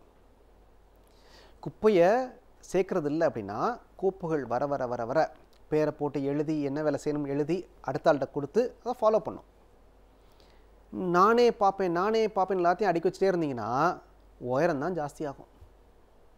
உங்களுக்கு ஒன்றே ஞாபகம் வரலாம், அரசு அலுவலகங்களில் இவ்வளோ கோப்புகள் தேங்கி இருக்கே அப்படின்னு. முடிவுகள் எடுக்கப்படாத காரணத்தால் தான் இவ்வளோ வேலைகள் தேங்கியிருக்கு. தேங்குகிற கோப்புகளை பார்க்குற போது நமக்கு வேலை பார்க்குற உற்சாகமே போயிடுதுங்க. ஃபேக்ட்ரிக்குள்ளே ஒரு பகுதியில் நுழையிறப்ப பார்த்தீங்கன்னா, ஒரு பையன் ஒரு டேபிள் மேலே தூங்கியிருக்கான், படுத்துட்டு இருந்திருக்கான். ஒரு பார்த்தோன்னே கடுப்பு, யார் அண்ணி அப்படின்னு இருக்கார். உடனே அலறிடிச்சு எந்திரிச்சிருக்கான். சார் தலையை வலிக்குதுன்னு தூங்கிட்டு இருந்தேன் சார். ஆனால் பயங்கர கோபம். இந்தா மேனேஜர் வாங்க அப்படின்னு HR மேனேஜர் கூப்பிட்டு, உடனே உன்னை சீட்டை கிளிங்க, உன் சம்பளம் என்னடா? 6000 ரூபாங்க. 12,000 ரூபா 2 மாதம் சம்பளத்தை உடனே குடிச்சு வீட்டுக்கு அனுப்புங்க. தூங்குறாள் எனக்கு பிடிக்காது, உடனே அனுப்பிச்சிருங்க அப்படின்ட்டு உடனே ஒரு 12,000 ரூபா சம்பளம் அங்கேயே செட்டில் ஆகி அந்த பையன் வீட்டுக்கு போயிட்டான். ரவுண்ட்ஸ் எல்லாம் முடிச்சதுக்கப்புறம் ஆஃபீஸ்க்கு வந்து HR மேனேஜரை கூப்பிட்டாரான். எப்படி நம்ம ஆஃபீஸில் வேலை நேரத்தில் சும்மா ஓபி அடிச்சுட்டு யாரும் இருக்கக்கூடாது, என்ன நடவடிக்கை எடுத்தேன் பார்த்தீங்களா, இந்த பயம் எல்லார்ட்டும் இருக்கணும் சொல்லி முடிச்சோட HR மேனேஜர் சொன்னாராம், ஐயா தப்பாக நினச்சிக்கலைன்னா நான் சொல்லட்டுங்களான்னாராம். என்ன சொல்லுங்கள் ஐயா, அந்த பையன் வந்து நம்ம எம்ப்ளாயியே இல்லை, எழுத்த கடைக்கார பையன் டீ கொடுக்க வந்தான், தலைவலின்னு படுத்துருந்தான், அவனுக்கு போய் 2 மாதம் சம்பளத்தை நீங்கள் கை காசை கொடுத்து அனுப்பிச்சி விட்டீங்களே அப்படின்னாராம்.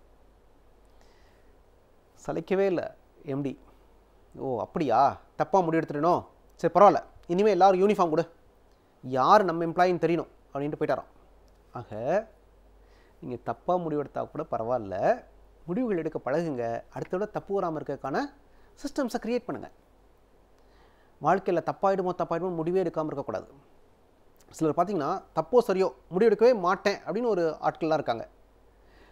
சில நேரங்களில் முடிவெடுக்காமல் இருப்பதும் நல்ல முடிவு தான். ஆனால் சில நேரங்களில் மட்டும்தான் அது ஒரு உத்தி தான். தானாக முடிவு நிகழட்டும் அப்படின்னா, நம்ம சரியாக எடுத்தாலும் சிலருக்கு பாதிப்பு இருக்கும், தப்பாக எடுத்தாலும் சிலருக்கு பாதிப்பு இருக்கும். தானாக நிகழ்கிற போது அந்த பாதிப்புக்குரியவர்கள் புரிந்து கொள்வார்கள்ன்ட்டு இருக்குது. அது ஒரு ஸ்ட்ராட்டஜி, ஊத்தி. ஆனால் எல்லா நேரத்துலையும் இதை பின்பற்றக்கூடாது. அப்படி பண்ணினா நீங்கள் சோம்பேறின்னு அர்த்தம், முடிவெடுக்க பயப்படுறீங்கன்னு அர்த்தம். முடிவுகள் வேக வேகமாக எடுக்கணும். நான் முடிவுகள் எடுக்காவிட்டால் நமக்கு நிறைய வெற்றி வாய்ப்புகள் நழுவிக்கொண்டே போகும். 12Bன்னு ஒரு படங்க, ஷாம் நடித்தது, பார்த்திங்கன்னா தெரியும். ஒரு பஸ்ஸில் ஏறின பிறகு எப்படிலாம் நிகழ்வுகள் நடக்குது, அந்த பஸ்ஸை தவறு விட்டதுனால அடுத்த பஸ்ஸில் ஏறனால எப்படிலாம் நிகழ்வுகள் நடக்குது அப்படின்னு. அங்கே ஒரு பஸ்ஸை தவறு விடுறப்பயே நிகழ்வுகள் பூரா மாறுது. வாழ்க்கையில் நீங்கள் முடிவுகளே எடுக்காட்டி எவ்வளோ நிகழ்வுகள் மாறும் பாருங்களேன். சந்திக்கிற மனிதர்கள் மாறும், எதிர்கொள்கிற நிகழ்வுகள் மாறும், நீங்கள் எடுக்கிற முடிவுகள் மாறுகிற போது ஒட்டுமொத்தமே மாறும் இல்லையா? ஆக நம்ம மனசில் புரிஞ்சுக்க என்னென்னா, முடிவுகளை வேகமாக எடுக்க வேண்டும். முடிவுகளில் 2 வகை உண்டுங்க. ஒன்று பாலிசி டிசிஷன், இன்னொன்று எக்ஸிக்யூட்டிங் டிசிஷன். அதாவது கொள்கை முடிவுகள், செயல் முடிவுகள். கொள்கை முடிவுகள்னால் என்னென்னா, நான் வந்து வேலைக்கு போகிறதா தொழில் பண்ணுறதா, நான் வந்து கடன் வாங்கி முதலீடு பண்ணுறதா சொந்த காசை போடுறதா, இதெல்லாம் வந்து பாலிசி டிசிஷன்ஸ். இதெல்லாம் வந்து வாழ்க்கையே மாற்றி போடக்கூடிய மிகப்பெரிய முடிவுகள். இதை எடுக்கிறதுக்கு, இந்த முடிவு எடுக்கிறதுக்கு நீங்கள் கூட கொஞ்சம் நாள் எடுத்துக்கலாம், நிறைய பேர்கிட்ட பேசலாம், அதெல்லாம் பண்ணலாம். ஆனால் தொழில் தொடங்குறேன்னு முடிவு பண்ணதுக்கப்புறம் விசிட்டிங் கார்டில் என்ன கலர் இருக்கணும், விசிட்டிங் கார்டு எப்படி, என்ன பேப்பரில் அடிக்கணும், லெட்டர் கார்டு எப்படி அடிக்கணும், இதெல்லாம் சின்ன சின்ன முடிவுகள். இதெல்லாம் எக்ஸிக்யூட்டிங் டெசிஷன்ஸ்னு பேர், செயல் முடிவுகள். இதெல்லாம் உடனே எடுத்துடணும். இதுக்காக நீங்கள் நேரத்தை இழுத்துட்டே இருக்கக்கூடாது. ஆக கொள்கை முடிவுகளுக்கு கூட கொஞ்சம் நேரம் எடுத்துக்கலாம், யோசித்த முடிவு எடுக்கலாம். கொள்கை முடிவு எடுத்துட்டிங்கன்னா செயல் முடிவுகள் வேகமாக இருக்கணும். அப்போ தான் வாழ்க்கையில் முன்னேற முடியும். இதை பணக்காரங்க தெளிவாக தெரிஞ்சு வச்சுருக்காங்க. அதனால தான் பணக்காரர்கள் செயல் முடிவுகளில் எதையுமே தேங்க விடுறதே இல்லைங்க. எந்த கோப்பையும் தேங்க விடுறதில்ல. உடனே முடிவெடுத்து அடுத்த ஆள்கிட்ட பிரித்து கொடுத்து டெசிஷன் மேக்கிங் பண்ணுறதுனால வேகமாக வேலை நடக்குது. அவர்களால் வேகமாக முடிவுகள் எடுப்பதனால் அவர்களுடைய வாழ்க்கை வேகமாக நகழ்கிறது. அவர்கள் சோம்பேறிகளாக இருப்பதே இல்லை. நிறைய அப்படியே மைண்டில் ஓடிட்டே இருக்குங்க. இது என்னாச்சு, அது என்னாச்சு, அது என்னாச்சு, அது என்னாச்சுன்னு கேட்டே இருப்பாங்க. நீங்கள் பார்த்துருக்கீங்களா? உங்களுக்கு தெரிந்த பணக்காரர்களை நினைவில் வைத்துக் கொள்ளுங்கள். அவங்கள நினைவில் வச்சு பார்த்தீங்கன்னா தெரியும், அவர்களுடைய டேபிள் எப்பயும் சுத்தமாகவே இருக்கும். உங்கள் டேபிளிலும் குப்பைகள் சேர்க்காவிட்டால் நீங்களும் பணக்காரராவது உறுதி. ஆக இன்று முதல் உங்கள் டேபிளில் குப்பைகளை சேர்க்காதீர்கள். அண்ணா காட்டும் வழி. கழகத்தில் நாங்கள் அறிஞர் அண்ணா என்கின்ற சூரியனுக்கு நேராக நிற்கிறோம். வடக்கு எது என்று நிற்கிறோம். வடக்கு எது என்று தெரிகிறது, மேற்கு எது என்று புரிகிறது, தெற்கு எது என்றும் விளங்குகிறது. எப்படி திசை பார்ப்பதற்கு உதவியாக இருக்கிறானோ கிழக்கே உதிக்கிற சூரியன், அப்படியே சிக்கலான நேரங்களில் அண்ணா அவர்கள் கதிரவனாக இருந்து வழிகாட்டுகிறார், திசையை அறிவிக்கிறார்.